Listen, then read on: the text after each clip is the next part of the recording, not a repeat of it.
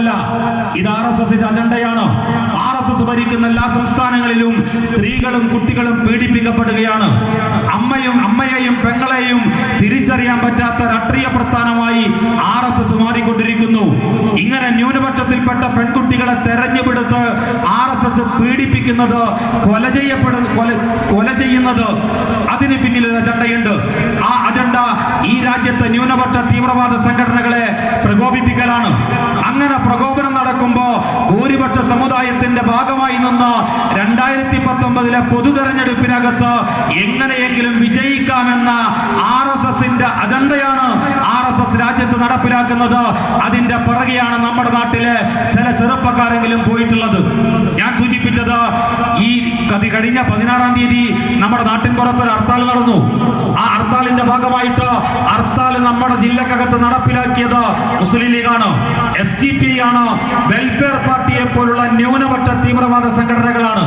എന്നാൽ അതിലേക്ക് നമ്മുടെ ചില ചെറുപ്പക്കാർ, നമ്മുടെ ഒരു രാഷ്ട്രീയത്തിലും പ്രവർത്തിക്കാത്ത, ഒരു രാഷ്ട്രീയ പ്രവർത്തനത്തിന്റെ ഭാഗമായിട്ട് നിൽക്കാത്ത ചില ചെറുപ്പക്കാർ കടന്നുപോയിട്ടുണ്ട്. അവരെ ആകെ കുറ്റപ്പെടുത്താൻ വേണ്ടി ഞങ്ങൾ തീരുമാനിക്കുന്നില്ല. എന്നാൽ അവരോട് ഞങ്ങൾക്ക് സൂചിപ്പിക്കാനുള്ളത്, പ്രിയപ്പെട്ടവരെ, രാഷ്ട്രീയവാദം രാജ്യത്തിനകത്ത് പ്രചരിപ്പിക്കുക എന്നതല്ല ചെറുപ്പക്കാരന്റെ കടമ. RSS ഉയർത്തുന്ന വർഗീയതക്കെതിരെ, RSS ഉയർത്തുന്ന തീവ്ര ഹിന്ദുത്വ സമീപനത്തിനെതിരെ മതനിരപേക്ഷ ചേരിയെ ശക്തിപ്പെടുത്തുക എന്നതാണ് ഈ കാലഘട്ടം ആവശ്യപ്പെടുന്ന ഏറ്റവും പ്രധാനപ്പെട്ട ഉത്തരവാദിത്വം, കടമ. നിങ്ങൾ നോക്കുക, കുമ്മനം രാജശേഖരന്റെ നേതൃത്വത്തിൽ ആലത്തൂരിൽ നിന്ന് താനൂരിലേക്ക് ഒരു പദയാത്ര സംഘടിപ്പിക്കപ്പെട്ടു.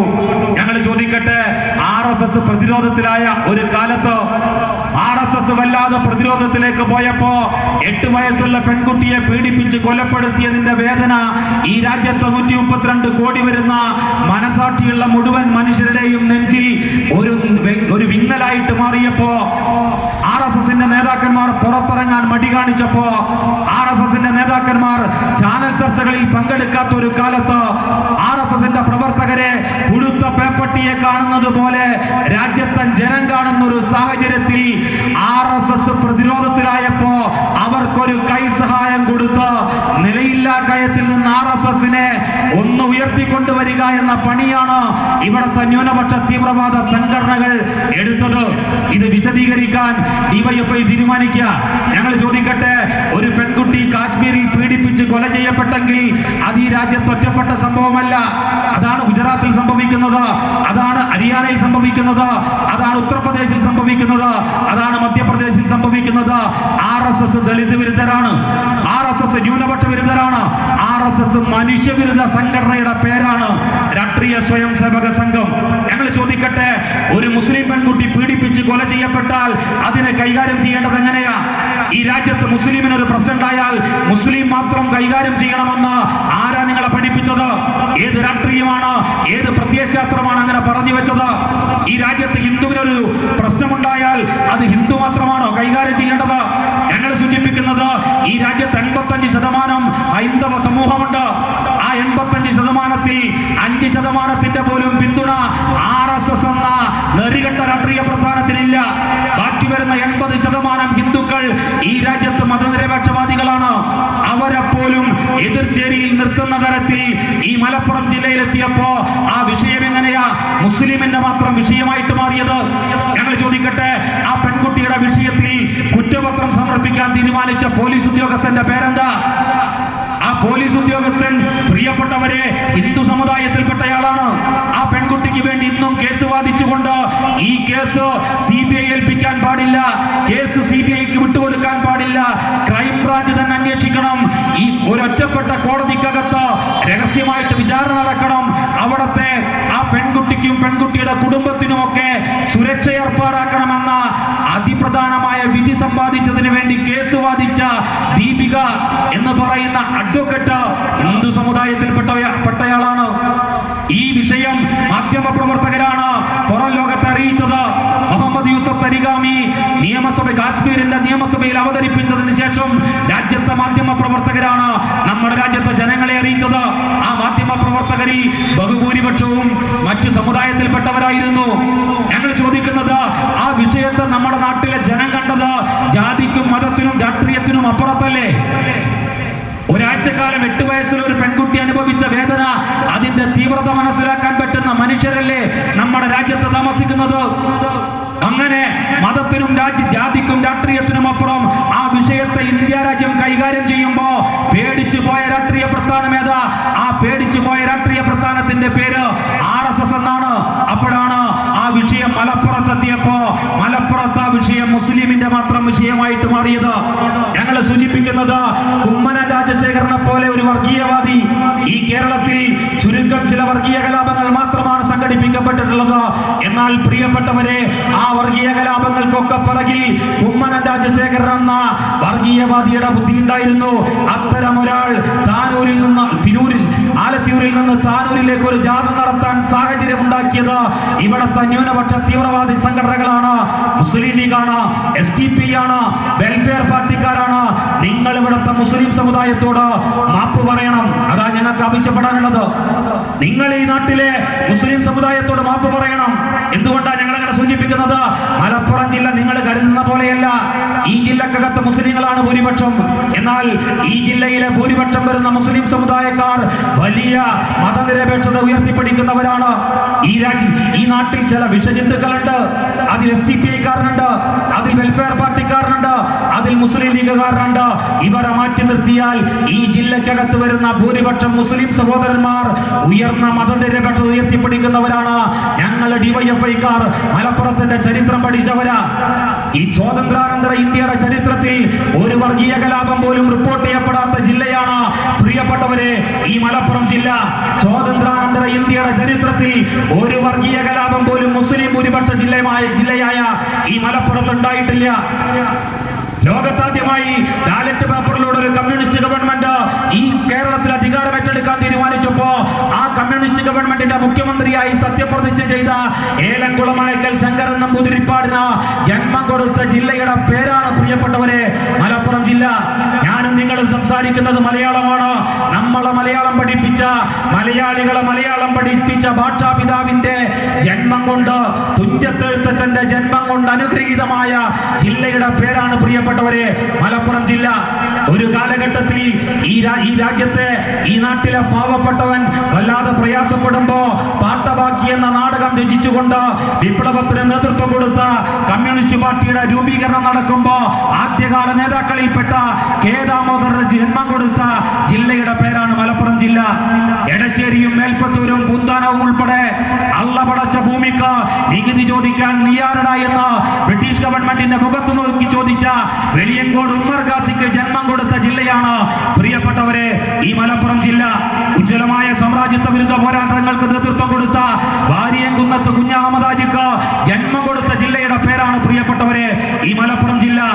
RSS ഡിജിറ്റൽ ഇന്ത്യയെ കുറിച്ച് ചിന്തിക്കുന്നതിനും വർഷങ്ങൾക്ക് മുമ്പ് ക്യാഷ്ലെസ് ഇന്ത്യയെ കുറിച്ച് BJP-കാരൻ തീരുമാനിക്കുന്നതിനും വർഷങ്ങൾക്ക് മുമ്പ് ഡിജിറ്റൽ ജില്ലയായി പ്രഖ്യാപിക്കപ്പെട്ട ജില്ലയുടെ പേരാണ് മലപ്പുറം ജില്ല. ലോകത്തിന് മാതൃകയായ കുടുംബശ്രീ അവതരിപ്പിക്കപ്പെട്ട അത് വിജയകരമായി നടപ്പിലാക്കിയ ജില്ലയുടെ പേരാണ് മലപ്പുറം ജില്ല. എന്തിനധികം പറയുന്നു, ഇക്കഴിഞ്ഞ SLC പരീക്ഷ ഫലം പുറത്തു വന്നപ്പോ ഈ കേരളത്തിലെ 14 ജില്ലകളിൽ ഏറ്റവും കൂടുതൽ A+ വാങ്ങി നമ്മുടെ പ്രിയപ്പെട്ട മലപ്പുറം ജില്ലയിലെ വിദ്യാർത്ഥികൾ ഈ ജില്ലയുടെ അഭിമാനത്തെ ആഘോഷത്തോളം ഉയർത്തി. ആ പാരമ്പര്യത്തിന്റെ പേരാണ് മലപ്പുറം, ആ പൈതൃകത്തിന്റെ പേരാണ് മലപ്പുറം. ആ മലപ്പുറം ജില്ലയാണ് തീവ്രവാദികളുടെ കേന്ദ്രമെന്ന് RSS വിശേഷിപ്പിക്കുന്നത്. അതിന് ചൂട്ടുപിടിക്കുന്ന പണിയാണ് ഇവിടുത്തെ ന്യൂനപക്ഷ തീവ്രവാദ സംഘടനകൾ എടുത്തുകൊണ്ടിരിക്കുന്നത്. ഞങ്ങൾ ചോദിക്കുന്നത്, ഈ ജില്ലക്കകത്ത് നിങ്ങൾ അത്തരം ഹർത്താൽ സംഘടിപ്പിച്ചപ്പോ ഞങ്ങൾക്ക് വളരെ വിനയത്തോടു കൂടി പറയാനുള്ളത്, ന്യൂനപക്ഷത്തിന്റെ പേര് പറയാൻ എന്ത് അവകാശം ഞങ്ങൾക്കുള്ളത്? മുസ്ലിം ലീഗുകാരനും SDPI-കാരനും വെൽഫെയർ പാർട്ടിക്കാരനും ഉളുപ്പുണ്ടോ മുസ്ലിമിന്റെ പേര് പറയാൻ? ആരാ ഹർത്താൽ സംഘടിപ്പിക്കാൻ തീരുമാനിച്ചത്? തിരുവനന്തപുരത്തും കൊല്ലത്തും ഇരുന്ന RSS-ന്റെ പ്രവർത്തകർ വാട്സപ്പിലൂടെ ഹർത്താലിന് ആഹ്വാനം ചെയ്തപ്പോ അത് ഈ മലപ്പുറം ജില്ലക്കകത്ത് ഭംഗിയായി നടത്തിക്കൊടുത്ത് ഈ ജില്ലയെ ഒരു സാമുദായിക കലാപത്തിന്റെ വക്കോളം എത്തിച്ച ന്യൂനപക്ഷ തീവ്രവാദ സംഘടനകളെ നിങ്ങൾ ഈ ജില്ലക്ക് അപമാനമാണ്. നിങ്ങൾ ഇവിടുത്തെ മുസ്ലിം സഹോദരന്മാർക്ക് അപമാനമാണ്. ഇതാണ് DYFI പറയുന്നത്, ഇതാണ് DYFI-കാരൻ സൂചിപ്പിക്കുന്നത്. മറ്റൊരു കാര്യം കൂടി ഞങ്ങൾ പറയാം. കൊല്ലത്തും തിരുവനന്തപുരത്തും വരുന്ന ഹർത്താലിൽ ആഹ്വാനം ചെയ്ത് അത് കേരളത്തിൽ ഒരു കലാപമായി ആളിപ്പടരുമെന്നാണ് RSSന്റെ പ്രവർത്തകർ ചിന്തിച്ചത്. എന്നാൽ ഞങ്ങൾക്ക് വളരെ വിനയത്തോടു കൂടി പറയാനുള്ളത്, ഇത് ഉത്തർപ്രദേശല്ല, ഇത് മനസ്സിൽ നിറയെ വിഷവും പുറമെ കാഷായ വസ്ത്രവും ധരിച്ച യോഗി ആദിത്യനാഥിന്റെ നിന്റെ ഉത്തർപ്രദേശല്ല, ഇത് സഖാവ് പിണറായി ഭരിക്കുന്ന കേരളമാണ് എന്ന തിരിച്ചറിവ് RSSന് ഉണ്ടാവണം. അതുകൊണ്ടല്ലേ മലപ്പുറത്തെ പോലീസ് പോയിട്ട് തിരുവനന്തപുരത്തുനിന്ന് പ്രതികളെ പിടിച്ചത്? അതുകൊണ്ടല്ലേ മലപ്പുറത്തെ പോലീസ് പോയിട്ട് കൊല്ലത്തുനിന്ന് പ്രതികളെ പിടിച്ചത്? ഞങ്ങൾ ചോദിക്കട്ടെ, അതിന്റെ സത്യാവസ്ഥ പോലീസ് പുറത്തു കൊണ്ടുവന്നില്ലെങ്കിൽ എന്തായിരിക്കും നമ്മുടെ നാട്ടിലെ സാഹചര്യം? എന്തായിരിക്കും നമ്മുടെ നാട്ടിലെ സാഹചര്യം? ആ വൈകാരികമായ വിഷയത്തിന്റെ കൂടെ നമ്മുടെ നാട്ടിൽ അരാഷ്ട്രീയവൽക്കരിക്കപ്പെട്ടുകൊണ്ടിരിക്കുന്ന ചെറുപ്പക്കാരെ നിർത്താൻ ഇവിടുത്തെ ന്യൂനപക്ഷ തീവ്രവാദ സംഘടനകൾക്ക് സാധിച്ചു. ഞങ്ങള് ഇവിടുത്തെ ചെറുപ്പക്കാരോട് സൂചിപ്പിക്കുന്നത് ഇതൊരു പാഠമാണ്. ഞങ്ങൾ ഇവിടുത്തെ ചെറുപ്പക്കാരോട് സൂചിപ്പിക്കുന്നത് ഇതൊരു പാഠമാണ്. ഇപ്പൊ വെൽഫെയർ പാർട്ടിക്കാരൻ ഒരു പുതിയ സമരവുമായിട്ട് ഇറങ്ങിയിട്ടുണ്ട്. പ്രിയപ്പെട്ടവരെ, വെൽഫെയർ പാർട്ടിക്കാരന്റെ സമരത്തിൽ അവർ പറയുന്നത് കേരളത്തിലെ പിണറായിയുടെ ഭരണകൂടം ചെറുപ്പക്കാരെ വേട്ടയാടുന്നു എന്നാണ്. എങ്ങനെയാ പറയുന്നത്? കാശ്മീരിലെ പെൺകുട്ടി പീഡിപ്പിച്ച് കൊല ചെയ്യപ്പെട്ട സംഭവം ഇതാ ഈ കേരളത്തിലെ മുഖ്യമന്ത്രി പിണറായിക്കെതിരെ തിരിച്ചിരിക്കുന്നു വെൽഫെയർ പാർട്ടിക്കാരൻ. ഇതാരുടെ അജണ്ടയാ? ഇതാരുടെ ആഗ്രഹമാണ്? RSSന്റെ ആഗ്രഹമാണ്. RSS ആണ് അങ്ങനെ തീരുമാനിച്ചത്. ഈ വിഷയത്തിനകത്ത് ഞങ്ങൾ വല്ലാത്ത പ്രതിസന്ധിയിലാണ്. എങ്ങനെയെങ്കിലും കേരളത്തിൽ കലാപം ഉണ്ടാകണം. ആ കലാപത്തിൽ പോലീസ് ഇടപെടുമ്പോ പോലീസിന് നേതൃത്വം കൊടുക്കുന്നത് പിണറായിയാണ്, കമ്മ്യൂണിസ്റ്റ് പാർട്ടിയാണ്. അപ്പോ ഈ വിഷയം കമ്മ്യൂണിസ്റ്റ് പാർട്ടിക്കെതിരെ തിരിയും, പിണറായിക്കെതിരെ തിരിയുമെന്ന് ചിന്തിച്ചത് RSS ആണ്. അതിവിടെ നടപ്പിലാക്കുക വെൽഫെയർ പാർട്ടിക്കാരൻ, അത് നടപ്പിലാക്കുക SCPക്കാരനും മുസ്ലിം ലീഗുകാരനും. ഇപ്പൊ പറയാ ചെറുപ്പക്കാരെ വെട്ടയാടാണ് പോലീസ്. ഞങ്ങൾ ചോദിക്കട്ടെ, പല രാഷ്ട്രീയ പ്രസ്ഥാനങ്ങളും നമ്മുടെ നാട്ടിൽ ഹർത്താൽ സംഘടിപ്പിക്കാറുണ്ടല്ലോ. ഇടതുപക്ഷം ഹർത്താൽ നടത്താറുണ്ട്, മുസ്ലിം ലീഗ് ഹർത്താൽ നടത്താറുണ്ട്, കോൺഗ്രസ് ഹർത്താൽ നടത്താറുണ്ട്. വിഷയത്തിന്റെ ഗൗരവം അനുസരിച്ച് ചിലപ്പോ ബലപ്രയോഗം ഉണ്ടാവാറുണ്ട്, നിർബന്ധിച്ച് കടകൾ അടപ്പിക്കാറുണ്ട്, നിർബന്ധിച്ച് വാഹനം തടയാറുണ്ട്. ഇതൊന്നും ഈ നാട്ടിൽ നടന്നിട്ടില്ല എന്ന് ഞങ്ങൾ പറയുന്നില്ല. എന്നാൽ ഞങ്ങൾ ചോദിക്കട്ടെ, അതിനൊരു രാഷ്ട്രീയ നേതൃത്വം ഉണ്ടാകും. ആ രാഷ്ട്രീയ നേതൃത്വം പറയുന്നിടത്ത് പ്രവർത്തകർ നിൽക്കും. ആ രാഷ്ട്രീയ നേതൃത്വം പറയാത്ത ഒരു പ്രവൃത്തിയും ചെയ്യാൻ ആ പ്രവർത്തകർ തയ്യാറാവില്ല. എന്നാൽ 16-ാം തീയതിയിൽ ഹർത്താലിന് ആരാ നേതൃത്വം കൊടുത്തത്? ഏതെങ്കിലും ഹർത്താലിൽ നിങ്ങൾ ചരിത്രത്തിൽ കേട്ടിട്ടുണ്ടോ നമ്മുടെ ജില്ലക്കകത്ത് പോലീസ് സ്റ്റേഷൻ ആക്രമിക്കാൻ തീരുമാനിച്ചത്? ജില്ലാ ജഡ്ജിയുടെ വാഹനം വരുമ്പോ അതിന്റെ മുന്നിൽ ഒരു ബോർഡ് ഉണ്ടാകില്ലേ, ജില്ലാ മജിസ്ട്രേറ്റ് എന്ന് പറഞ്ഞിട്ട്? ആ ബോർഡ് കണ്ടിട്ടും ജില്ലാ ജഡ്ജിയുടെ വാഹനം തടയാൻ ചെറുപ്പക്കാരൻ തീരുമാനിച്ചാൽ ഞങ്ങൾ ചോദിക്കുന്നത്, രാഷ്ട്രീയ പ്രസ്ഥാനങ്ങൾ ഹർത്താൽ നടത്തുമ്പോ എന്തെങ്കിലും അക്രമ സംഭവങ്ങൾ ഉണ്ടാകുമ്പോ ആരറസ്റ്റ് ചെയ്യും? ആ രാഷ്ട്രീയ പാർട്ടിയിലെ പ്രവർത്തകർ അറസ്റ്റ് ചെയ്യും. അത് സ്വാഭാവികല്ലേ, നമ്മുടെ നാട്ടിൽ നടന്നുകൊണ്ടിരിക്കുന്നതല്ലേ. എന്നാൽ ജില്ലാ ജഡ്ജിയുടെ വാഹനം കടന്നു വരുമ്പോ ആ ജില്ലാ ജഡ്ജിയുടെ വാഹനത്തിന്റെ മുന്നിലേക്ക് ചാടിയിട്ട് അത് തടുക്കാൻ തീരുമാനിക്കുന്ന പ്രവർത്തകരെ, ചെറുപ്പക്കാരെ പോലീസ് എങ്ങനെ കൈകാര്യം ചെയ്യണമെന്നാണ് നിങ്ങൾ പറയുന്നത്? ഒരു കാലത്തും പോലീസിനെ ന്യായീകരിക്കുന്ന പണി ഡിവൈഎഫ്ഐക്കാർ എടുക്കാറില്ല. ഞങ്ങൾ ചോദിക്കുന്നത്, പോലീസ് സ്റ്റേഷൻ ആക്രമിക്കാൻ തീരുമാനിക്കുന്ന, ഡിവൈഎസ്പിയുടെ വാഹനം തടയാൻ തീരുമാനിക്കുന്ന, ജില്ലാ ജഡ്ജിയുടെ വാഹനം തടയാൻ തീരുമാനിക്കുന്ന ഒരു ചെറുപ്പക്കാരുടെ കൂട്ടത്തെ പോലീസ് എങ്ങനെ കൈകാര്യം ചെയ്യുമെന്നാണ് നിങ്ങൾ ചിന്തിച്ചത്? ജില്ലാ ജഡ്ജിയുടെ വാഹനം തടയാൻ ചെറുപ്പക്കാർ തീരുമാനിച്ചാൽ ആ ചെറുപ്പക്കാരെ വീട്ടിൽ കൊണ്ടുപോയി സൽക്കരിക്കാൻ പോലീസിന് കഴിയോ? ഇന്ത്യയുടെ നമ്മുടെ നാട്ടിലെ നിയമം പറയുന്നത് അതാണോ? ഞങ്ങൾ ചോദിക്കുന്ന ലളിതമായ ചോദ്യം ഇതാ. പിന്നെ എങ്ങനെയാണ് ചെറുപ്പക്കാരെ വേട്ടയാടുക നിങ്ങൾ പറയുന്നത്? ചെറുപ്പക്കാർക്കെതിരെ കേസുണ്ടായിട്ടുണ്ട്. ഒന്നിലും പെടാത്ത SDPയുടെയും അതുപോലെ തന്നെ വെൽഫെയർ പാർട്ടിയുടെയും മുസ്ലിം ലീഗിന്റെയും നേതാക്കന്മാർ തന്ത്രപൂർവ്വം മാറി നിന്ന് ചില ചെറുപ്പക്കാരെ ഈ കേസിനകത്ത് ഉൾപ്പെടുത്തിയിട്ടുണ്ട്. ഉൾപ്പെടുത്തിയതാരാ? നിങ്ങളാണ്. ആ ചെറുപ്പക്കാർ കേസിൽപ്പെട്ടിട്ടുണ്ടെങ്കിൽ അതിന് നിങ്ങൾ മറുപടി പറയണം. ആ ചെറുപ്പക്കാർക്ക് പ്രയാസം അനുഭവിച്ചിട്ടുണ്ടെങ്കിൽ അതിന് നിങ്ങൾ മറുപടി പറയണം. നിങ്ങൾ എന്താ ചിന്തിച്ചത്? SCPക്കാരനും മുസ്ലിം ലീഗുകാരനും വെൽഫെയർ പാർട്ടിക്കാരനും എന്താ ചിന്തിച്ചത്? ചെറുപ്പക്കാരെ ഇത്തരം അക്രമത്തിലേക്ക് കൂട്ടിക്കൊണ്ടുപോയാൽ അക്രമത്തിന്റെ ഭാഗമായിട്ട് അവർ അറസ്റ്റ് ചെയ്യപ്പെടും. അവർ അറസ്റ്റ് ചെയ്യപ്പെടുമ്പോ മറ്റ് രാഷ്ട്രീയ പ്രസ്ഥാനങ്ങൾ അവർക്ക് സഹായം കൊടുക്കാൻ വരില്ല. അപ്പോഴോ ഞങ്ങൾക്ക് അവരെ പോയി രക്ഷപ്പെടുത്താം, ഞങ്ങൾക്ക് അവരെ പോയി ജാമ്യത്തിലെടുക്കാം. അങ്ങനെ ജാമ്യത്തിലെടുത്തതിന്റെ ഒറ്റ കാരണം പറഞ്ഞുകൊണ്ട് ആ ചെറുപ്പക്കാരനെ കാലാകാലം തങ്ങളുടെ സംഘടനയ്ക്ക് വേണ്ടി തല്ലാനും കൊല്ലാനും ഉപയോഗപ്പെടുത്താമെന്ന കുബുദ്ധിയാണ് SDPIക്കാരന്റെ, മുസ്ലിം ലീഗുകാരന്റെ, വെൽഫെയർ പാർട്ടിക്കാരന്റെ ബുദ്ധിയാണ് നമ്മുടെ നാട്ടിൽ പ്രവർത്തിച്ചത്. അതിനാണ് ആലത്തൂരിലും പൂഴിങ്കുന്നും ഉൾപ്പെടെ ചില ചെറുപ്പക്കാർ നേതൃത്വം കൊടുത്തത്. ഞങ്ങൾ നിങ്ങളോട് പറയുന്നത് രാഷ്ട്രീയം തിരിച്ചറിയണം. രാഷ്ട്രീയ പ്രവർത്തനത്തിന്റെ ഭാഗമായിട്ട് മാറാൻ നിങ്ങൾ തയ്യാറാകണം.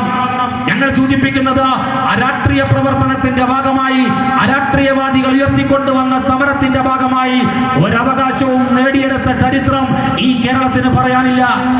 ഒരവകാശവും നേടിയെടുത്ത ചരിത്രം ഈ കേരളത്തിന് പറയാനില്ല. എന്തുകൊണ്ടാണ് ഇങ്ങനെ പറയുന്നത്? പ്രിയപ്പെട്ടവരെ, നമ്മുടെ കേരളം വളരെ വ്യത്യസ്തമാണ്. നമ്മുടെ കേരളത്തിലേക്ക് മറ്റ് സംസ്ഥാനങ്ങളിൽ നിന്ന് അന്യ സംസ്ഥാന തൊഴിലാളികൾ നമ്മുടെ കേരളത്തിലേക്ക് ഒഴുകി വരുന്നത് നമ്മൾ കാണാറുണ്ട്. ഈ ആലത്തൂരിലും ആലിങ്ങലും തിരൂരും ഉൾപ്പെടെ ഫാസ്റ്റ് ഫുഡ് ഹോട്ടലുകളിൽ പണിയെടുക്കുന്ന ഭൂരിഭാഗം ആളുകളും അന്യ സംസ്ഥാന തൊഴിലാളികളാണ്. അവര് ബംഗാളിൽ നിന്നുള്ളവരുണ്ട്, തമിഴ്നാട്ടിൽ നിന്നും, ആന്ധ്രയിൽ നിന്നും, ഉത്തർപ്രദേശിൽ നിന്നും, മധ്യപ്രദേശിൽ നിന്നും ചെറുപ്പക്കാർ കേരളത്തിൽ വന്ന് പണിയെടുക്കുന്നു. എന്തുകൊണ്ടാണ് സംഭവിക്കുന്നത്? ഞങ്ങൾ ചോദിക്കട്ടെ, അങ്ങനെ ചെറുപ്പക്കാർ കേരളത്തിൽ വന്ന് പണിയെടുക്കുന്നത് എന്തുകൊണ്ടാ? കൂലി കൂടുതൽ കിട്ടുന്നു എന്നതുകൊണ്ട് മാത്രമാണോ? അങ്ങനെയല്ല. ഞങ്ങൾ ഡിവൈഎഫ്ഐക്കാർ കൃത്യമായിട്ട് പറയാ, അവരുടെ അനുഭവത്തിൽ, അവരുടെ പരിചയത്തിൽ നിന്ന് വ്യത്യസ്തമായ ഒരു ഇന്ത്യയെ അവർ ഈ കേരളത്തിൽ കാണുകയാണ്. അന്യസംസ്ഥാന തൊഴിലാളികൾ അവരുടെ അനുഭവത്തിൽ നിന്ന് വ്യത്യസ്തമായ ഒരു ഇന്ത്യയെ അവർ ഈ കേരളത്തിൽ കാണുകയാണ്. പുറത്തിറങ്ങി നടക്കുമ്പോ ജന്മിത്തമ്പുരാക്കന്മാരെ പേടിക്കണ്ടാത്ത ഒരു ഇന്ത്യയാണ് പ്രിയപ്പെട്ടവരെ ഈ കേരളം. പുറത്തിറങ്ങി നടക്കുമ്പോ മനുവാദികളെ പേടിക്കണ്ടാത്ത ഒരു ഇന്ത്യയാണ് പ്രിയപ്പെട്ടവരെ ഈ കേരളം. താഴ്ന്നജാതിക്കാർക്ക് വേണ്ടി പ്രത്യേക ഹോട്ടലുകളില്ലാത്ത, താഴ്ന്നജാതിക്കാർക്ക് വേണ്ടി പ്രത്യേകം പാത്രങ്ങൾ കരുതി വെക്കാത്ത ഒരു നാടിന്റെ പേരാണ് പ്രിയപ്പെട്ടവരെ ഈ കേരളം. ഏത് സാധാരണക്കാരന്റെ മക്കളും സ്കൂളിലും കോളേജിലും പഠിക്കുന്ന ഒരു നാടിന്റെ പേരാണ് പ്രിയപ്പെട്ടവരെ ഈ കേരളം. താഴ്ന്നജാതിക്കാരൻ അമ്പലത്തിലേക്ക് കയറുമ്പോ അവനെ ആട്ടിപ്പായിക്കാത്ത ഒരു നാടാണ് പ്രിയപ്പെട്ടവരെ ഈ കേരളം. പാടത്ത് ചെളിപുരണ്ട് പണിയെടുക്കുന്ന ബാല്യങ്ങളെ കാണാത്ത ഒരു നാടിന്റെ പേരാണ് പ്രിയപ്പെട്ടവരെ ഈ കേരളം. എങ്ങനെയാ കേരളം മാറിയത്? കേരളം മന്ത്രവാദം കൊണ്ട് മാറിയതല്ല. ഇവിടത്തെ പുതിയ കാല ചെറുപ്പക്കാരെ വളരെ സ്നേഹത്തോടു കൂടി ഡിവൈഎഫ്ഐ ഓർമ്മപ്പെടുത്താനുള്ളത്, കേരളം മാറിയത് മന്ത്രവാദം കൊണ്ടല്ല, ഉജ്ജ്വലമായ പോരാട്ടങ്ങളുടെ ഭാഗമായിട്ടാണ് കേരളത്തിന് മാറ്റമുണ്ടായത്. ഞാനും നിങ്ങളും ഒന്നിച്ചിരുന്ന് ഭക്ഷണം കഴിക്കാൻ തുടങ്ങിയത് സഹോദരയ്യപ്പർ നടത്തിയ ഉജ്ജ്വലമായ പോരാട്ടത്തിന്റെ ഭാഗമായിട്ടായിരുന്നു. തിരിച്ചറിയാൻ വേണ്ടി പറ്റണം. മലയാളി സ്ത്രീകൾ കനക കമ്മലിടാൻ തുടങ്ങിയത്, സ്വർണത്തിന്റെ കമ്മൽ ധരിക്കാൻ തുടങ്ങിയത്, ഇതിപ്പോ കേൾക്കുമ്പോ ഡിവൈഎഫ്ഐക്കാർക്ക് പോലും അത്ഭുതം തോന്നും. പക്ഷേ ഞങ്ങൾക്ക് വളരെ കൃത്യമായി സൂചിപ്പിക്കാനുള്ളത്, മലയാളി സ്ത്രീകൾ കനക കമ്മലിടാൻ തുടങ്ങിയത് ഈ കേരളത്തിന്റെ മണ്ണിൽ ആറാട്ടുപുഴ വേലായുധ പണിക്കർ എന്ന് പറയുന്ന വിപ്ലവകാരി രക്തസാക്ഷിയായതിനു ശേഷമാണ്. മലയാളി സ്ത്രീകളുടെ ശരീരത്തിന് ഈ കേരളത്തിൽ നികുതി ഉണ്ടായിരുന്നു. ആ നികുതിയിൽ നിന്ന് മലയാളി സ്ത്രീകളുടെ ശരീരം മോചിപ്പിക്കപ്പെട്ടത് ചേർത്തലയിലെ നങ്ങേലി സ്വന്തം മുലമുറിച്ച് നിലവിളക്കിന്റെ മുന്നിൽ വെച്ച് മറിഞ്ഞു വീണ് മരിച്ചപ്പോഴാണ് ഈ കേരളത്തിലെ മലയാളികളായ സ്ത്രീകൾക്ക് അവരുടെ ശരീരം നികുതിയിൽ നിന്ന് മോചിപ്പിക്കപ്പെട്ടത്. മലയാളി സ്ത്രീകൾക്ക് മേൽമുണ്ട് ധരിക്കാൻ അവകാശം കിട്ടിയത് അഷ്ടമുടിക്കായലിന്റെ തീരത്ത് നടന്ന ഉജ്ജ്വലമായ പോരാട്ടത്തിന്റെ ഭാഗമായിട്ടാണ്. പട്ടിക്കും പൂച്ചയ്ക്കും നടക്കാൻ കഴിയുന്ന വഴിയിലൂടെ നമുക്കെല്ലാവർക്കും സഞ്ചരിക്കാൻ സാധിച്ചത് ഇ.വി. രാമസ്വാമിയും ടി.കെ. മാധവനും ആമയാട് ദേവനും ഉൾപ്പെടെയുള്ളവർ നേതൃത്വം കൊടുത്ത ഉജ്ജ്വലമായ പോരാട്ടത്തിന്റെ ഭാഗമായിട്ടാണ്. താഴ്ന്നജാതിക്കാരനെ അമ്പലത്തിലേക്ക് ദൈവമല്ല ക്ഷണിച്ചത്, AKGയും കൃഷ്ണപിള്ളയും കേളപ്പനും ഒക്കെ പട്ടിണി കിടന്നപ്പോഴാണ് പ്രിയപ്പെട്ടവരെ താഴ്ന്നജാതിക്കാരൻ അമ്പലത്തിൽ കയറാൻ തുടങ്ങിയത്. പക്ഷേ പുതിയ കാലത്ത് AKGയെ പറ്റി പറയുമ്പോ യൂത്ത് കോൺഗ്രസിന്റെ പ്രവർത്തകർക്ക് അവർ വല്ലാതെ കളിയാക്കിക്കൊണ്ട് സംസാരിക്കുകയാണ്. ഈ കേരളത്തിന്റെ ചരിത്രം പഠിക്കാത്തത് കൊണ്ടാണ്, AKGയെ പറ്റി പഠിക്കാത്തത് കൊണ്ടാണ്. ഞങ്ങൾ ഡിവൈഎഫ്ഐക്കാർക്ക് വളരെ കൃത്യമായിട്ട് പറയാൻ കഴിയും. കമ്മ്യൂണിസ്റ്റ് പാർട്ടി തെരഞ്ഞെടുപ്പിൽ നിൽക്കാൻ തീരുമാനിച്ച കാലത്ത്, കമ്മ്യൂണിസ്റ്റ് പാർട്ടി പാർലമെന്ററി രംഗത്ത് നിൽക്കാൻ തീരുമാനിച്ച 1951 കണ്ണൂർ പാർലമെന്റ് മണ്ഡലത്തിൽ നിന്ന് കോൺഗ്രസുകാരനായ CK ഗോവിന്ദൻ നായരെ 90,000 വോട്ടുകളുടെ ഭൂരിപക്ഷത്തിൽ പരാജയപ്പെടുത്തി ഇന്ത്യയുടെ പാർലമെന്റിലേക്ക് കടന്നുപോയ നേതാവിന്റെ പേരാണ് AKG. ഞങ്ങൾ പറഞ്ഞത് അത്തരം ചില പോരാട്ടങ്ങളുടെ ഭാഗമായിട്ടാണ് ഈ നാട് ഇന്ന് കാണുന്ന നന്മ നേടിയത് ഈ മലപ്പുറം ജില്ലയ്ക്കും അത്തരം ചില പാരമ്പര്യങ്ങൾ ഉയർത്തി കാണിക്കാനുണ്ട്. എന്നാൽ ഈ മലപ്പുറം ജില്ലയെ തീവ്രവാദികളുടെ കേന്ദ്രം എന്ന് വിശേഷിപ്പിക്കാൻ തീരുമാനിക്കുന്നതിന് പിന്നിൽ ഒരു അജണ്ടയുണ്ട്. മലപ്പുറത്ത് ദേശീയപാത വികസനം വരുമ്പോ അതിനെ എതിർക്കാൻ SDPI-കാരൻ മുന്നോട്ട് വരിക, വെൽഫെയർ പാർട്ടിക്കാരൻ മുന്നോട്ട് വരിക, മുസ്ലിം ലീഗുകാരൻ മുന്നോട്ട് വരിക, എന്നിട്ടോ മുസ്ലിം മതത്തെ മുന്നിൽ നിർത്തുക. ഗെയിൽവാതക പൈപ്പ് ലൈൻ കടന്നു വരുമ്പോ ആ ഗെയിൽവാതക പൈപ്പ് ലൈനിനെ എതിർക്കുന്നതിന് വേണ്ടി മതത്തെ പരിചയാക്കി നിർത്തുക. അങ്ങനെ പരിചയാക്കി നിർത്തി ഈ വികസന പദ്ധതികൾ എതിർക്കുമ്പോ എന്താ നമ്മുടെ നാട്ടിൽ സംഭവിച്ചു കൊണ്ടിരിക്കുന്നത്? RSS പറഞ്ഞുകൊണ്ടേയിരിക്കുന്നു മലപ്പുറത്തെ മുസ്ലിങ്ങൾ തീവ്രവാദികളാണ് എന്ന്. അങ്ങനെ പറയാൻ സാഹചര്യം ഒരുക്കുന്നത് ഈ ന്യൂനപക്ഷ തീവ്രവാദ സംഘടനകളാണ്. ഗെയിൽവാതക പൈപ്പ് ലൈൻ പദ്ധതിയായാലും ദേശീയപാത വികസനമായാലും ഈ ജില്ലയുടെ സമഗ്ര വികസനവുമായി ബന്ധപ്പെട്ട ഏതേത് പദ്ധതികൾ കടന്നു വരുമ്പോഴും അവിടെ സങ്കുചിതമായ രാഷ്ട്രീയ താല്പര്യങ്ങളുടെ പേരിൽ ഒരു മതത്തെ മറപിടിച്ചുകൊണ്ട് രാഷ്ട്രീയം കളിക്കുന്ന ഇത്തരം ന്യൂനപക്ഷ തീവ്രവാദ സംഘടനകളെ നമ്മുടെ നാട്ടിൽ നിന്ന് ഒറ്റപ്പെടുത്തണം. അവരെ ഒറ്റപ്പെടുത്തണം എന്ന് മാത്രമല്ല, മതനിരപേക്ഷ ചേരിക്ക് കരുത്തു പകരണം. ഒറ്റ കാര്യം കൂടി സൂചിപ്പിച്ച് ഞാൻ അവസാനിപ്പിക്കാം. മുസ്ലിം ലീഗ് RSS-നെതിരെ പ്രതിരോധം ഉയർത്തുമെന്ന് പറയുന്ന പാർട്ടിയാണല്ലോ. അങ്ങനെ പറയുന്ന നിങ്ങൾ എന്തിനാണ് പ്രിയപ്പെട്ടവരെ, ഞങ്ങളുടെ പ്രിയപ്പെട്ട പ്രവർത്തകൻ സൗഫീർ, ഇന്നലെയാണല്ലോ നിങ്ങൾ ആ പ്രവർത്തകന്റെ മെഡിക്കൽ കോളേജിൽ നിന്ന് ആ പ്രവർത്തകന്റേതായിട്ട് പുറത്തു വന്ന ഒരു ചിത്രമുണ്ട്. മനുഷ്യരായിട്ടുള്ള മുഴുവൻ ആളുകളുടെയും മനസ്സ് മരവിക്കുന്ന ചിത്രമാണത്. ആ ചിത്രത്തിന്റെ പ്രത്യേകത ലീഗിന്റെ താലിബാനിസം പറവണ്ണയിൽ അവർ നടപ്പിലാക്കിയതാണ്. ഒരു ചെറുപ്പക്കാരന് ഇനി ഒരിക്കലും എണീറ്റ് നിൽക്കാൻ കഴിയാത്ത വിധത്തിൽ 2 കൈയും 2 കാലും തുരുതുര വെട്ടിയിട്ട് ഇപ്പൊ മെഡിക്കൽ കോളേജിലാണ്. ഞങ്ങൾ ചോദിക്കുന്നത്, എന്ത് തെറ്റാണ് ആ ചെറുപ്പക്കാരൻ നിങ്ങളോട് ചെയ്തത്? ഇവിടുത്തെ ഇടതുപക്ഷ പ്രവർത്തകർ എന്ത് തെറ്റാ നിങ്ങളോട് ചെയ്യുന്നത്? RSS-നോടും മുസ്ലിം ലീഗിനോടും ഇവിടുത്തെ ഇടതുപക്ഷ പ്രവർത്തകൻ ചെയ്യുന്ന തെറ്റെന്താ? ഏതെങ്കിലും പാവപ്പെട്ടവൻ വരുമ്പോ അവന്റെ ജീവിത പ്രശ്നങ്ങളുമായിട്ട് ഞങ്ങളെ സമീപിക്കുമ്പോ ഒരു ലാഭവും പ്രതീക്ഷിക്കാതെ, ഒരു പ്രതിഫലവും പ്രതീക്ഷിക്കാതെ അവന്റെ കൂടെ പോയി അവൻ ആ കാര്യം ചെയ്തു കൊടുക്കുന്നതാണോ ഞങ്ങൾ ഈ നാട്ടിൻപുറത്ത് ചെയ്യുന്ന തെറ്റ്? അത് പറയാൻ നിങ്ങൾ തയ്യാറാകണം. 3 ചെറുപ്പക്കാരെയാണല്ലോ ഇന്നലെയും ഇന്നുമായിട്ട് പറവണ്ണയിലും കൂട്ടായിലും മുസ്ലിം ലീഗിന്റെ പ്രവർത്തകന്മാർ ആക്രമിച്ചത്. ആ ചെറുപ്പക്കാരൊക്കെ ന്യൂനപക്ഷ സമുദായത്തിൽപ്പെട്ടവരല്ലേ? നിങ്ങൾ ഏത് മതത്തിന്റെ പേരാ പറയുന്നത്? ഇസ്ലാം മതത്തിന്റെ പേര് പറഞ്ഞ ഇസ്ലാം മതത്തിൽപ്പെട്ട ചെറുപ്പക്കാരെ തന്നെ നിങ്ങൾ ആക്രമിക്കാൻ തീരുമാനിക്കുക. ആ ചെറുപ്പക്കാർ ചെയ്ത കുറ്റം എന്താ? തീരദേശത്ത് പച്ചപ്പിന്റെ പുളപ്പിന് അവസാനമുണ്ടായപ്പോ, അവിടെ ഇടതുപക്ഷത്തിന്റെ പ്രവർത്തനം ശക്തിപ്പെട്ടപ്പോ, ചെങ്കൊടി പ്രസ്ഥാനം ശക്തിപ്പെട്ടു വന്നപ്പോ ആ ചെങ്കൊടി പിടിച്ചു ഞങ്ങളുടെ പ്രകടനത്തിൽ, ഞങ്ങളുടെ കമ്പയിനിൽ ഈ നാട്ടിലെ പാവപ്പെട്ടവന്റെ ജീവിത പ്രശ്നങ്ങൾ ഉയർത്തിപ്പിടിച്ച ഭരണകൂടങ്ങൾക്കെതിരെ തൊണ്ട പൊട്ടുമാർ മുദ്രാവാക്യം ഞങ്ങൾ ഉയർത്തുമ്പോ ആ പ്രകടനത്തിന്റെ മുന്നിൽ നിന്നു എന്നതാണ് ആ ചെറുപ്പക്കാരൻ ചെയ്ത തെറ്റ്. ഞങ്ങൾ പറയുന്നത്, ആ ചെറുപ്പക്കാർക്കും കുടുംബമുണ്ട്, അവർക്ക് ഭാര്യയുണ്ട്, അവർക്ക് സഹോദരിമാരുണ്ട്, അവർക്ക് രക്ഷിതാക്കളുണ്ട്, അവർക്കും വേദനയുണ്ട്. അത് തിരിച്ചറിയാൻ കഴിയണം. അത് തിരിച്ചറിയാൻ വേണ്ടി കഴിയണം. ഒറ്റപ്പെട്ട ചില പ്രതിരോധങ്ങൾ ഉണ്ടാകുമ്പോ കമ്മ്യൂണിസ്റ്റ് പാർട്ടി അക്രമത്തിന്റെ പാതയിലാണെന്ന് പ്രചരിപ്പിക്കുന്നവരോട് ഞങ്ങൾക്ക് വളരെ വിനയത്തോടു കൂടി സൂചിപ്പിക്കാനുള്ളത്, ഒരു പാവപ്പെട്ട മനുഷ്യന്റെ 3.5 വയസ്സുള്ള മകനുള്ള ഒരു പാവപ്പെട്ട മനുഷ്യന്റെ കഴുത്തറത്തിട്ട് മറ്റെവിടെയും പരിക്കേൽപ്പിക്കാതെ കൊല്ലണമെന്ന ഉദ്ദേശത്തോടു കൂടി മാത്രം ISIS തീവ്രവാദികൾ ചെയ്യുന്നത് പോലെ കഴുത്തറത്ത് കൊലപ്പെടുത്താൻ ആ പാവപ്പെട്ട മനുഷ്യൻ ചെയ്ത തെറ്റെന്താണ്? കണ്ണൂരിനകത്ത് ആ പാവപ്പെട്ട മനുഷ്യൻ BJP-യുടെ നേതാവായിട്ടുള്ള കൃഷ്ണദാസിൽ നിന്ന് പോലും ഉപഹാരം സ്വീകരിച്ചിട്ടുണ്ട്. അവിടെ ഒരു ജനകീയ കൂട്ടായ്മ സംഘടിപ്പിച്ച ആ ജനകീയ കൂട്ടായ്മയുടെ മുന്നിൽ നിന്ന് സമരം ചെയ്തതിന്റെ പേരിൽ ഒരു ജനകീയ കൂട്ടായ്മ അത് അംഗീകരിക്കാൻ തീരുമാനിച്ചപ്പോ, അങ്ങനെ മികച്ച പൊതുപ്രവർത്തകനായി അംഗീകരിക്കപ്പെട്ട അയാളെ നിങ്ങൾ കൊലപ്പെടുത്താൻ തീരുമാനിക്കുമ്പോ നിങ്ങൾ ഏത് ആശയമാണ് മുന്നോട്ട് വെക്കുന്നത്? നിങ്ങൾ എന്താ നാട്ടിലെ ആളുകളോട് പറഞ്ഞുകൊണ്ടിരിക്കുന്നത്? അതിന്റെ പേരിൽ കമ്മ്യൂണിസ്റ്റുകാർ പ്രകോപിതരാകണം. അതിന്റെ പേരിൽ ഈ നാട്ടിലെ DYFI-കാരൻ അവന്റെ ഞരമ്പിലെ രക്തം ഇങ്ങനെ തിളയ്ക്കണം. അവന്റെ ഞരമ്പിലെ രക്തം തിളയ്ക്കുമ്പോ മാത്രമാണ് ഞങ്ങൾക്ക് ബലിദാനികളെ സൃഷ്ടിക്കാൻ പറ്റുക. അങ്ങനെ ഞങ്ങൾക്ക് ബലിദാനികളെ സൃഷ്ടിക്കാൻ പറ്റിയാൽ കേരളത്തിൽ കലാപമാണ്, കേരളത്തിന്റെ സമാധാന സാഹചര്യം തകർന്നിരിക്കുന്നു എന്ന് നിങ്ങൾക്ക് വ്യാപകമായി പ്രചരിപ്പിക്കാം. അങ്ങനെ പ്രചരിപ്പിക്കും ഭരിക്കുമ്പോ മറ്റൊരു സൗകര്യം കൂടിയുണ്ട്. ഇന്ത്യ ഭരിക്കുന്ന പ്രധാനമന്ത്രിയുടെ പേര് നരേന്ദ്രമോദി RSS ആണ്.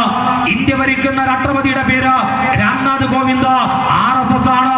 ആ ഭരണകൂടം തീരുമാനിച്ചാൽ ഈ സംസ്ഥാനത്തിനകത്ത്, കൊച്ചു സംസ്ഥാനത്തിനകത്ത് പോലും ഭരണപരമായി ഇടപെടാനുള്ള ഒരു സൗകര്യം ഇപ്പൊ നമ്മുടെ നാട്ടിലുണ്ട് എന്ന തിരിച്ചറിവിന്റെ ഭാഗമായി നിങ്ങളുടെ കൂട്ടത്തിലുള്ള ചെറുപ്പക്കാരെ, നിങ്ങളുടെ കൂട്ടത്തിൽപ്പെട്ടവരെ പോലും കൊലയ്ക്ക് കൊടുക്കുക എന്ന സമീപനമാണ് RSS സ്വീകരിക്കുന്നത്. അങ്ങനെ ഒരു സമീപനം RSS സ്വീകരിക്കുമ്പോ, അങ്ങനെ കമ്മ്യൂണിസ്റ്റുകാർ ആക്രമിക്കാൻ RSS പ്രഖ്യാപിക്കുമ്പോ, ആ പ്രഖ്യാപനം ഈ മണ്ണിൽ RSS നടപ്പിലാക്കുമ്പോ അതിനെ എതിർക്കാൻ മുന്നിൽ നിൽക്കേണ്ടവരാണ് ഇവിടത്തെ മറ്റു രാഷ്ട്രീയ പ്രസ്ഥാനങ്ങൾ. അതിനെതിർക്കാൻ കമ്മ്യൂണിസ്റ്റുകാർ മാത്രമല്ല മുന്നിൽ നിൽക്കേണ്ടത്, മുസ്ലിം ലീഗ് ഉൾപ്പെടെ RSSനെ പ്രതിരോധിക്കാൻ മുന്നോട്ട് വരണം. എന്തുകൊണ്ടാ ഞങ്ങൾ ഇങ്ങനെ സൂചിപ്പിക്കുന്നത്? പ്രിയപ്പെട്ടവരെ, ഈ കേരളത്തിൽ അവസാനത്തെ കമ്മ്യൂണിസ്റ്റുകാരനും അവസാനിച്ചു കഴിഞ്ഞാൽ, ഈ കേരളത്തിൽ അവസാനത്തെ കമ്മ്യൂണിസ്റ്റുകാരന്റെയും ജീവനെടുത്തു കഴിഞ്ഞാൽ വളരെ എളുപ്പത്തിൽ കേരളത്തിലെ ന്യൂനപക്ഷത്തെ കൈകാര്യം ചെയ്യാൻ RSSന് കഴിയും. ഞാൻ വെറുതെ പറഞ്ഞതല്ല, നമുക്ക് മുമ്പിൽ അനുഭവമുണ്ട്. 35 വർഷം ബംഗാൾ ഭരിച്ച ഇടതുപക്ഷം, 35 വർഷം ബംഗാൾ ഭരിച്ച ഇടതുപക്ഷം അവിടെ നിന്ന് അധികാരത്തിൽ നിന്ന് പോയപ്പോ അവിടെ അധികാരത്തിലേക്ക് വന്നത് തൃണമൂൽ കോൺഗ്രസ് ആണ്. പിന്നീട് അവിടെ ശക്തിപ്പെട്ടത് BJP ആണ്. ഇപ്പൊ ബംഗാളിലെ മുസ്ലിങ്ങളുടെ സ്ഥിതി എന്താണ് എന്ന് മുസ്ലിം ലീഗിന്റെ പ്രവർത്തകരെങ്കിലും ഒന്ന് വിശദീകരിക്കാം. ഇടതുപക്ഷം ഭരിക്കാത്ത, കമ്മ്യൂണിസ്റ്റ് പാർട്ടി ഭരിക്കാത്ത ബംഗാളിലെ മുസ്ലിങ്ങളുടെ സാഹചര്യം നിങ്ങളൊന്ന് പറ. മനോരമ പത്രവും മാതൃഭൂമിയുമാണ് എഴുതിയത്. പ്രിയപ്പെട്ടവരെ, 35 വർഷക്കാലം ഇടതുപക്ഷം ബംഗാൾ ഭരിക്കുമ്പോ ബംഗാളിലെ മുസ്ലിം ചെറുപ്പക്കാരന്റെ രോമത്തിന് പോറലേറ്റിട്ടില്ല ബംഗാളി. എന്നാൽ കഴിഞ്ഞ ആഴ്ച ബംഗാളിൽ നിന്ന് പുറത്തു വന്ന വാർത്ത എന്താ? ഒരു പള്ളി ഇമാമിന്റെ 16 വയസ്സുള്ള മകനെ RSSകാർ തട്ടിക്കൊണ്ടുപോയി കൊലപ്പെടുത്തി. ഒരാഴ്ച കഴിഞ്ഞിട്ടാ മയ്യത്ത് കിട്ടിയത്. മയ്യത്ത് കിട്ടിയപ്പോ ആ മയ്യത്ത് പള്ളിയുടെ മുറ്റത്ത് കൊണ്ടുവന്ന് കിടത്തിയപ്പോ അവിടുത്തെ മുസ്ലിം ചെറുപ്പക്കാർ ആയുധവുമായിട്ട് സംഘടിച്ചു വന്നു RSSനെതിരെ കലാപം നടത്താൻ. പള്ളി ഇമാമിന്റെ 16 വയസ്സുള്ള മകനെയാണ് RSSകാർ കൊലപ്പെടുത്തിയത്. ഇതങ്ങനെ വിട്ടാൽ പറ്റൂല എന്ന് പ്രഖ്യാപിച്ച് അവിടുത്തെ മുസ്ലിം ചെറുപ്പക്കാർ ആയുധവുമായിട്ട് പള്ളിയിലേക്ക് കടന്നു വന്നപ്പോ ആ പള്ളി ഇമാമ് പ്രഖ്യാപിച്ചു. അവിടെ വെച്ച് പള്ളി ഇമാമ് പറഞ്ഞു, ഇസ്ലാം എന്ന പദത്തിനർത്ഥം സമാധാനം എന്നാണ്.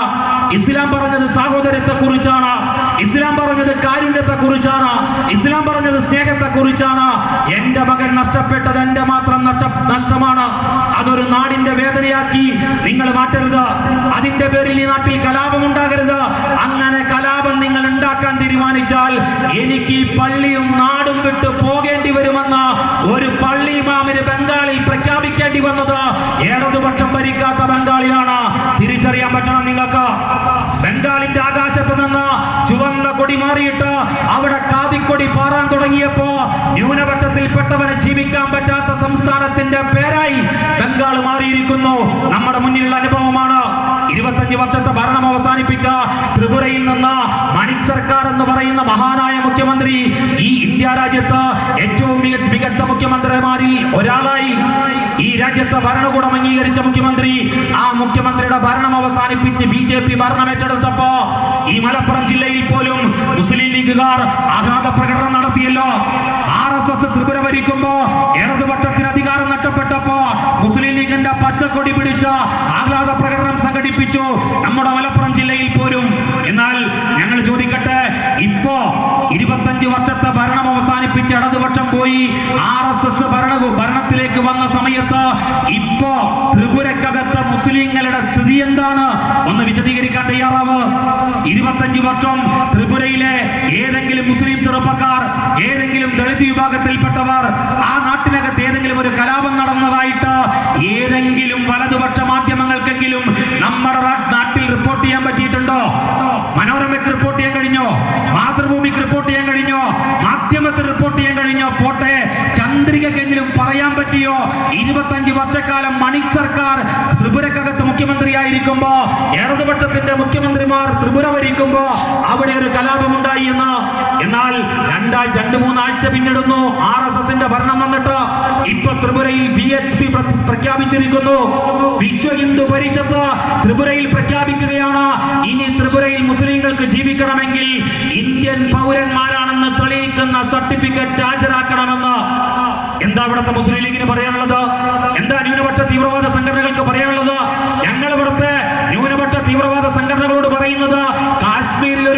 കൊല ചെയ്യപ്പെട്ടാൽ അതിന്റെ പേരിൽ മലപ്പുറത്തല്ല നിങ്ങൾ കലാപമുണ്ടാക്കേണ്ടത്.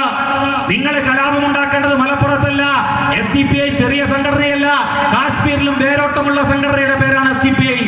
വെൽഫെയർ പാർട്ടി ഇന്ത്യയിലാകെ വേരോട്ടമുള്ള സംഘടനയുടെ പേരാണ്. എന്തേ നിങ്ങൾ കാശ്മീരിലേക്ക് പോകാത്തത്? എന്തേ നിങ്ങൾ കേരളത്തിന് പുറത്ത് മറ്റൊരു സംസ്ഥാനത്തും RSS ഭരിക്കുന്ന ഒരു സംസ്ഥാനത്തും പോയിട്ട് RSSന്റെ നേർക്കുനേർ നിന്നിട്ട് ന്യൂനപക്ഷത്തിന്റെ പീഡിപ്പിക്കപ്പെടുമ്പോ, ന്യൂനപക്ഷത്തിൽപ്പെട്ടവൻ ആക്രമിക്കപ്പെടുമ്പോ ഞങ്ങൾ ഇവരെ സംരക്ഷിക്കുമെന്ന് പറയാൻ എന്തേ നിങ്ങൾക്ക് കഴിയാതെ പോകുന്നത്? RSS ഭരിക്കുന്ന സംസ്ഥാനങ്ങളിൽ ന്യൂനപക്ഷക്കാരൻ കൊല ചെയ്യപ്പെടുമ്പോ, പീഡിപ്പിക്കപ്പെടുമ്പോ അവിടെ കടന്നു പോകുന്നത് നിങ്ങൾ ചെറിയ പ്രസ്ഥാനം എന്ന് വിശേഷിപ്പിച്ച ഈ കമ്മ്യൂണിസ്റ്റ് പാർട്ടിയുടെ പോളിറ്റ് ബ്യൂറോ മെമ്പർമാരാണല്ലോ അവിടേക്ക് പോകുന്നത്. എന്തേ ഒരു വെൽഫെയർ പാർട്ടിയുടെ നേതാവ് പോകാത്തത്? എന്തേ ഒരു SDPയുടെ നേതാവ് പോകാത്തത്? എന്തിനധികം പറയുന്നു, മുസ്ലിം ലീഗിന്റെ നേതാക്കന്മാർ എന്ത് പ്രതിരോധമാണ് കേരളത്തിനപ്പുറത്ത് ഏതെങ്കിലും സംസ്ഥാനത്തിനകത്ത് RSS എതിരെ ഉയർത്തിക്കൊണ്ടുവരാൻ തീരുമാനിക്കുന്നത്? ഞങ്ങൾ സൂചിപ്പിക്കുന്നത് ഇതാണ്. അപ്പോ ഈ കാശ്മീരിലെ പ്രശ്നത്തിൽ നിങ്ങൾക്ക് ആത്മാർത്ഥതയില്ല. ആ പെൺകുട്ടിയുടെ വിഷയത്തിൽ നിങ്ങൾക്ക് ആത്മാർത്ഥതയില്ല. 2019 ഈ നെറികെട്ട ഭരണകൂടം, ഈ കാട്ടാള ഭരണകൂടം ഇന്ത്യ രാജ്യത്തിൽ അധികാരത്തിൽ വരരുത് എന്ന് നിങ്ങൾ ആത്മാർത്ഥമായിട്ട് ആഗ്രഹിക്കുന്നില്ല. അങ്ങനെ ആഗ്രഹിക്കുകയായിരുന്നെങ്കിൽ അതിന്റെ പേരിൽ ഈ മലപ്പുറത്ത് കലാപമുണ്ടാക്കാൻ നിങ്ങൾ തീരുമാനിക്കില്ലായിരുന്നു. അങ്ങനെ ആഗ്രഹിക്കുകയായിരുന്നെങ്കിൽ നിങ്ങൾ ചിന്തിക്കേണ്ടത് മതനിരപേക്ഷ ചേരി ശക്തിപ്പെടണമെന്നാണ്. അതുകൊണ്ട് ഞങ്ങൾക്ക് സൂചിപ്പിക്കാനുള്ളത്, ഞങ്ങൾക്ക് വളരെ വിനയത്തോടുകൂടി DYFIക്കാരോട് പറയാനുള്ളത്, മുസ്ലിം ലീഗുകാരും RSSകാരും ആക്രമിക്കുമ്പോ, നിങ്ങൾ കൊലപ്പെടുത്താൻ തീരുമാനിക്കുമ്പോ എത്രയെത്ര ആളുകളെ നിങ്ങൾ കൊലപ്പെടുത്തുന്നു, എത്രയെത്ര ആളുകളെ നിങ്ങൾ ആക്രമിക്കുന്നു. ഒരു ഘട്ടത്തിൽ പോലും സംഘടിതമായ ഒരു അക്രമത്തിന് ഇതുവരെ ഞങ്ങൾ തീരുമാനിച്ചിട്ടില്ലല്ലോ. എന്തുകൊണ്ടാണ് ഞങ്ങൾ തീരുമാനിക്കാത്തത്? നിങ്ങളെ പേടിച്ചത് കൊണ്ടല്ല, നിങ്ങളെ പേടിയുള്ളത് കൊണ്ടല്ല. ഞങ്ങൾക്ക് പേടിയുണ്ട്. ഇതാ ഞങ്ങളുടെ പൊതുയോഗം വീക്ഷിച്ചുകൊണ്ടിരിക്കുന്ന ഈ പൊതുജനത്തെ ഞങ്ങൾ പേടിക്കുന്നുണ്ട്. നിങ്ങളെപ്പോലെ ഞങ്ങളും ആയുധമെടുക്കാൻ തീരുമാനിച്ചാൽ ഈ നാട്ടിൽ സ്വൈര്യമായിട്ട് ഉറങ്ങുക എന്നത് ഇവരുടെ സ്വപ്നം മാത്രമായി അവശേഷിക്കുമെന്ന തിരിച്ചറിവ് ഞങ്ങൾക്കുണ്ട്. ഈ പൊതുജനത്തെ ഞങ്ങൾ പേടിക്കുന്നു. അതുകൊണ്ടാണ് ഞങ്ങൾ അതുപോലെ പ്രതികരിക്കാത്തത്. നിങ്ങൾ തരുന്നത് മുഴുവൻ വാങ്ങിവെക്കാൻ ഞങ്ങൾ തീരുമാനിക്കുന്നത് അതുകൊണ്ട് മാത്രമാണ്.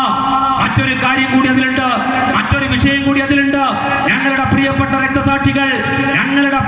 രക്തസാക്ഷികൾ കടന്നു പോകുമ്പോ ഞങ്ങളോട് പറഞ്ഞു വെക്കുന്നത്, എന്റെ പിൻകഴുത്തിൽ RSSകാരൻ അവന്റെ വടിവാളിന്റെ മൂർച്ച പരിശോധിക്കുമ്പോ നിങ്ങൾ എനിക്ക് പകരം തരേണ്ടത് അവന്റെ ചോരയല്ല, നിങ്ങൾ എനിക്ക് പകരം തരേണ്ടത് അവന്റെ ചോരയല്ല. എന്റെ നാട്ടിൻ പുറത്ത് ഞാൻ മുദ്രാവാക്യം വിളിച്ചു നടന്ന എന്റെ നാട്ടിൻ പുറത്ത് അവന്റെ വർഗീയ പ്രസ്ഥാനവും അവന്റെ വർഗീയ കൊടിയും ഒരു കാലത്തും നിലനിൽക്കില്ല എന്ന ഉറപ്പ് മാത്രമാണ് പ്രിയപ്പെട്ട സഖാക്കളെ നിങ്ങൾ എനിക്ക് പകരം തരേണ്ടത് എന്ന് ഞങ്ങളുടെ രക്തസാക്ഷികൾ ഉറക്കെ വിളിച്ചു പറയുന്നത് കൊണ്ടാണ് ഇവിടെ RSSകാർ ബാക്കിയായത്. ഇത് സൂചിപ്പിക്കാൻ ഞങ്ങൾക്കൊരു മടിയില്ല. അതുകൊണ്ട് ഞങ്ങൾക്ക് പറയാനുള്ളത്, മുസ്ലിം ലീഗ് ഉൾപ്പെടെയുള്ള രാഷ്ട്രീയ പ്രസ്ഥാനങ്ങളോട്, ഒരു മതത്തിന്റെ പേരിൽ പ്രവർത്തിക്കുന്ന പാർട്ടിയാണ് നിങ്ങൾ. ഒരു പവിത്രമായ മതത്തെ ഈ തെരുവീതികളിലിട്ട് പിച്ചു ചീന്താൻ നിങ്ങൾ തീരുമാനിക്കരുത്. തിന്മയെ ഏറ്റവും വലിയ നന്മ കൊണ്ട് എതിർക്കണമെന്ന് പഠിപ്പിച്ച മതമാണ് ഇസ്ലാം. അങ്ങനെ ഒരു ഇസ്ലാം മതത്തിന്റെ പേരിൽ നിങ്ങൾ പ്രവർത്തിക്കുമ്പോ ഇത്തരം അക്രമങ്ങളിലേക്ക് നിങ്ങൾ കടന്നു പോകരുത്. ഇനി അങ്ങനെ ആക്രമിക്കാൻ നിങ്ങൾ തീരുമാനിക്കുന്നുവെങ്കിൽ, അങ്ങനെ കൊലപ്പെടുത്താനാണ് നിങ്ങൾ തീരുമാനിക്കുന്നതെങ്കിൽ, മുസ്ലിം ലീഗ് എന്ന രാഷ്ട്രീയ പ്രസ്ഥാനത്തിന്റെ പേരിൽ നിന്ന് മുസ്ലിം എന്നത് എടുത്തു മാറ്റാനെങ്കിലും നിങ്ങൾ ആർജവം കാട്ടണമെന്നാണ് ഞങ്ങൾക്ക് സൂചിപ്പിക്കാനുള്ളത്. അതുകൊണ്ട് തീരദേശത്ത് മുസ്ലിം ലീഗ് വലിയ അക്രമം നടത്തിക്കൊണ്ടിരിക്കുന്നു. അതിന് കാരണമുണ്ട്. ആ കാരണം ഇടതുപക്ഷത്തിന്റെ ഭാഗത്തു നിന്ന് വന്ന ഏതെങ്കിലും പ്രകോപനമല്ല. അതിന്റെ ഏറ്റവും പ്രധാനപ്പെട്ട കാരണം, പ്രിയപ്പെട്ടവരെ, ഈ മലപ്പുറം ജില്ലക്കകത്ത് പതിവിൽ നിന്ന് വ്യത്യസ്തമായി ഈ ജില്ലക്കകത്ത് മുസ്ലിം ലീഗിന്റെ പച്ചപ്പിന്റെ രാഷ്ട്രീയം അവസാനിക്കുകയാണ്.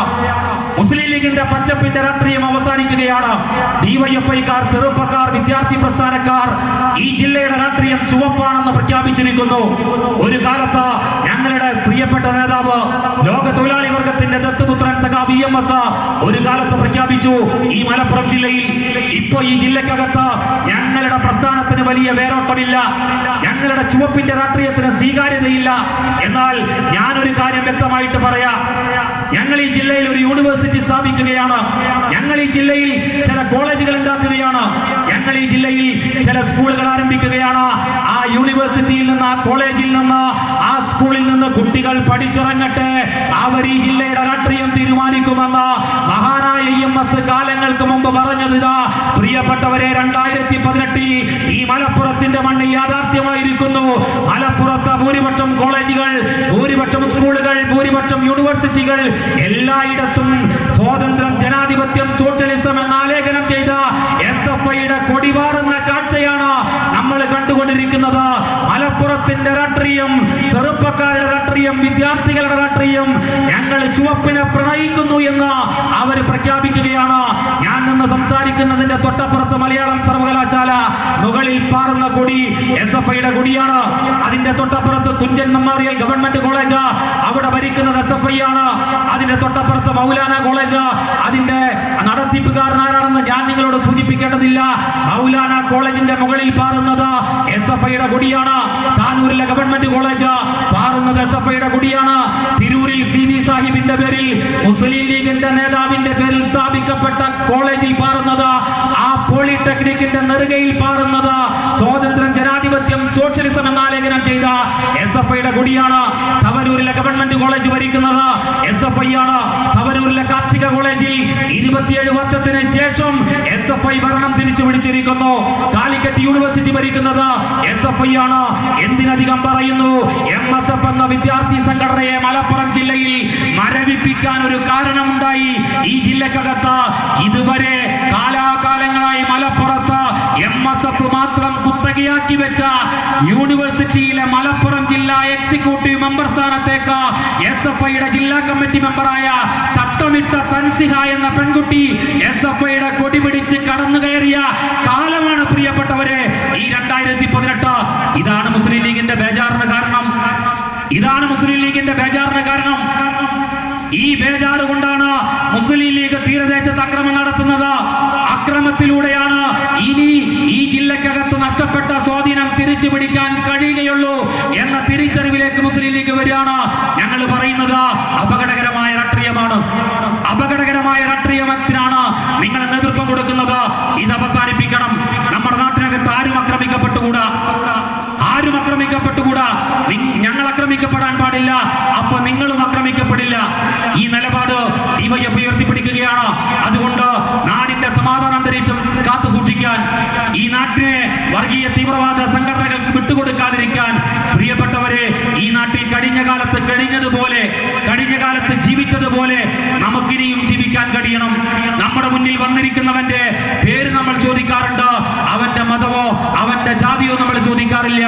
ഇവിടത്തെ ഉത്സവങ്ങൾ വരുമ്പോ, സന്തോഷങ്ങൾ വരുമ്പോ, സങ്കടങ്ങൾ വരുമ്പോ അത് പങ്കിട്ടെടുക്കാൻ ജാതിയും മതവും നമുക്ക് തടസ്സമായിട്ടില്ല.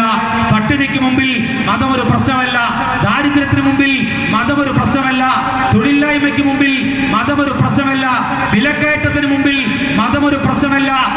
സ്ത്രീകളും കുട്ടികളും പീഡിപ്പിക്കപ്പെടുമ്പോ അവിടെ മതം പ്രശ്നമല്ല, അത് മനുഷ്യൻ അനുഭവിക്കുന്ന വേദനയാണെന്ന് തിരിച്ചറിയാൻ ഈ നാട്ടിലെ നല്ലവരായ ചെറുപ്പക്കാർ തയ്യാറാകണം. DYFI ഉയർത്തിപ്പിടിക്കുന്ന മതനിരപേക്ഷ രാഷ്ട്രീയത്തിന്റെ കൂടെ നിൽക്കാൻ ഈ നാട്ടിലെ ചെറുപ്പക്കാർ തയ്യാറാകണമെന്ന് മാത്രം സൂചിപ്പിച്ചുകൊണ്ട് ഇതുവരെ ഈ പരിപാടി വീക്ഷിച്ചുകൊണ്ടിരുന്ന മുഴുവൻ നല്ലവരായ ആളുകളെയും ഊഷ്മളമായി തിരൂരിലെ DYFIയുടെ ബ്ലോക്ക് കമ്മിറ്റിക്ക് വേണ്ടി അഭിവാദ്യം ചെയ്തുകൊണ്ട് ഞാൻ അവസാനിപ്പിക്കുന്നു. വിപ്ലവ അഭിവാദ്യങ്ങൾ.